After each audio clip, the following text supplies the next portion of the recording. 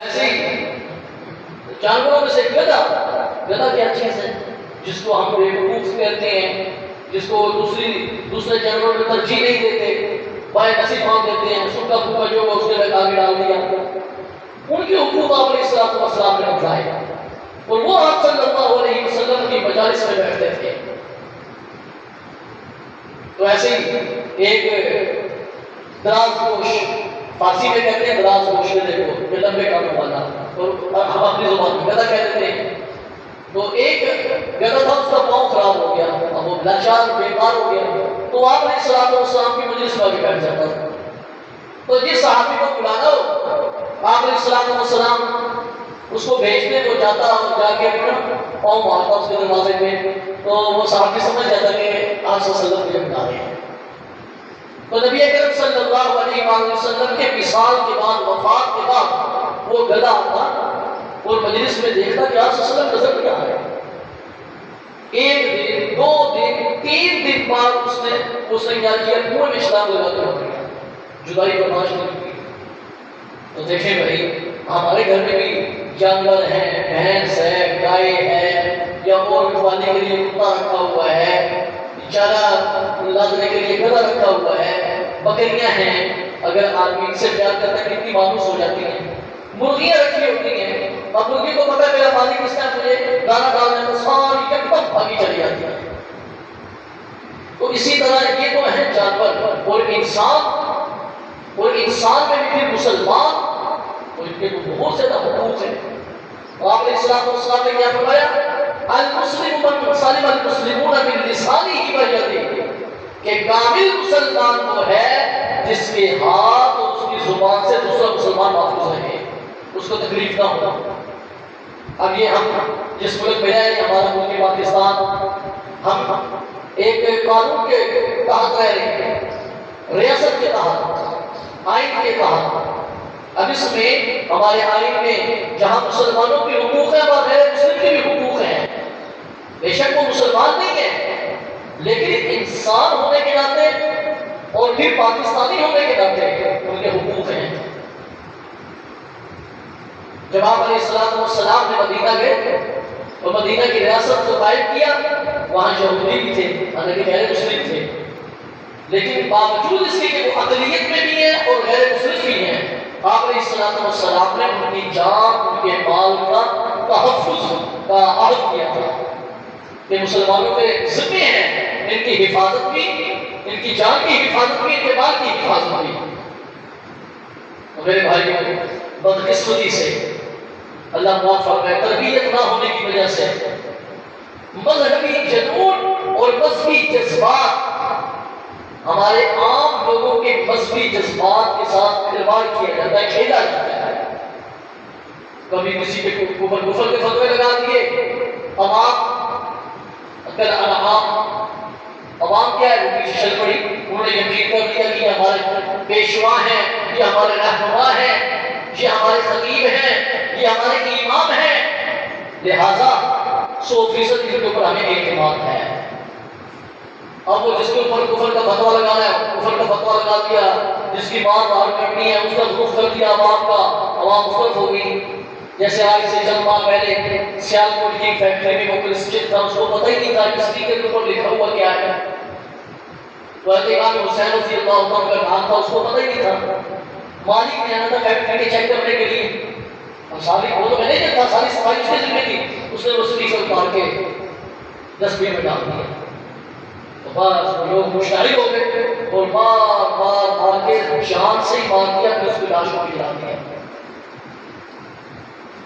سب سے پہلی بات تو یہ کہ بے شک ہم مسلمان ہیں، لیکن قانون کو ہاتھ میں لینا یہ ہمارے ذمہ نہیں ہے، یہ ہمارے ذمہ نہیں ہے. اب کیا ہوا جڑا والا کے اندر، جڑا والا میں جو آدمی چشم دید تھا، وہ یہ کہنے لگا کہ میں فجر کی نماز کے بعد جا رہا تھا، میں نے دیکھا کہ ایک قرآن مجید کا نسخہ اس لڑکے کے ہاتھ میں ہے، اور ساتھ اس کی تصویر لگی ہوئی ہے، اور وہ بے حرمتی کر رہا ہے، گرا رہا ہے نیچے. اور جب ہم نے دیکھا تو اس نے اٹھایا، اپنے گھر بھاگ گیا. ہم اس کے پیچھے گئے، اس کے ہاتھ سے نسخہ لیا. تو یہ بیس اور بنیاد بنی. کہ جس آدمی نے، اب ان میں 3 چیزیں ہیں کہ سب سے پہلے تو قرآن مجید کی توہین غلط ہے کہ کسی بھی مذہب کی کوئی بھی مقدسات ہیں یا شخصیات ہیں ان کا ادب و احترام ہر دوسرے مذہب کے اوپر ضروری ہے۔ مثال کے طور پہ گرجا گھر ہے، چرچ ہے، اس میں عیسائی کی عبادت کرتے ہیں اور اس کی تعظیم، اس کا ادب، اس کی بے حرمتی نہ کرنا، یہ جس طرح ان کے نزدیک ہے اس طرح ہمارے نزدیک بھی ہے۔ جس طرح ہم یہ نہیں چاہتے کہ کوئی جوتوں سمیت مسجد میں آئے، آخر ان کا بھی تو کوئی بات کھانا ہے۔ ایسی ہماری کتاب مقدس کلام مجید، ان کی کتاب مقدس ان کے نزدیک، تو ہمارے لیے نزدیک بھی ان کا ادب و احترام ضروری ہے۔ تو پہلی بات تو یہ کہ بے شک وہ غلط ہوا، قرآن کی توہین کی، قرآن کی بے ادبی کی، بے اکرامی کی، بے توقیری کی 100% غلط۔ اب اس کے بعد کیا ہوا؟ دوسری غلطی یہ ہوئی کہ باوجود اطلاع کرنے کے پولیس کو کہ قانون حرکت میں آتا اور اسی وقت وہ جو مجرم تھے ان کو کم از کم گرفتار کیا جاتا تو پھر عوام کے اندر اشتعال نہ پیدا ہوتا۔ اب اطلاع بھی کی ہے، پھر بھی کچھ نہیں، پھر کیا تھا؟ پھر ہمارے مولوی حضرات نے خود اپنے آپ میں قانون لے لیا اور سب کو جمع کیا، لبیک یا رسول اللہ کے نعرے لگے۔ اب یہ نعرہ کیسا جذباتی ہے کہ کوئی کون بندہ ایسا ہے، چاہے کوئی دیوبندی ہے، بریلوی ہے، اہل حدیث ہے، کوئی بھی ہے، اللہ کے نبی صلی اللہ علیہ وسلم کا کلمہ سب نے پڑھا ہوا ہے، اب ان سب نے مل کے اس کے اوپر جا کے دھاوا بول دیا کہ اچھا یہ عیسائی ہے، یہ عیسائیوں کی بستی ہے، انہوں نے ہماری کتاب قرآن مجید کی بے توقیری کی، توہین کی، لہذا ہم ان کے گرجا گھر کی اور چڑھ دوڑے سب، بالکل نہیں دیکھا، چرچ کو بھی آگ لگا دی، ان کے گھروں کو بھی آگ لگا دی، ان کے گھروں کے اندر جو سامان تھا اس کو بھی آگ لگا دی اور ان لوگوں کو گھروں سے بے گھر کر دیا۔ ظلم پر ظلم یہ ہوا کہ قرآن کی توہین کرنے والے وہ مخصوص چند لوگ تھے، 1 2 3 تھے، وہ ان کو قرار دے سزا ملنی چاہیے تھی۔ اب پولیس کو جب رپورٹ کرائی، پولیس کو آنا چاہیے تھا، تو اس کی تاخیر کی وجہ سے لوگ اشتعال میں آئے، جو انہوں نے کیا وہ غلط کیا، اور اس وجہ سے ہمارا ملک پاکستان تو ویسے پوری دنیا میں بدلاؤ ہے، مزید بدلاؤ کا ٹیکہ جو ہمارے ماتھے میں لگ گیا۔ اور عالمی سطح پہ سویڈن میں جو قرآن پاک جلایا گیا تھا، اور صرف وہ ہی نہیں بلکہ ساری دنیا کے غیر مسلم بھی ان کے خلاف ہو گئے اور اس حد میں ہو گئے، اور ہمارے جتنے بھی پاکستان کے اندر چرچ ہیں عیسائیوں کے، منڈی بہاؤدین میں بھی جیل چوک سے آگے انہوں نے بھی بینر لگایا ہوا تھا کہ ہم اس کی مذمت کرتے ہیں، مسلمان ہمارے بھائی ہیں، ان کی کتاب ہماری کتاب کی طرح مقدس ہے، سویڈن کے عیسائی نے اگر جلائے تو اس کی مذمت کرتے ہیں۔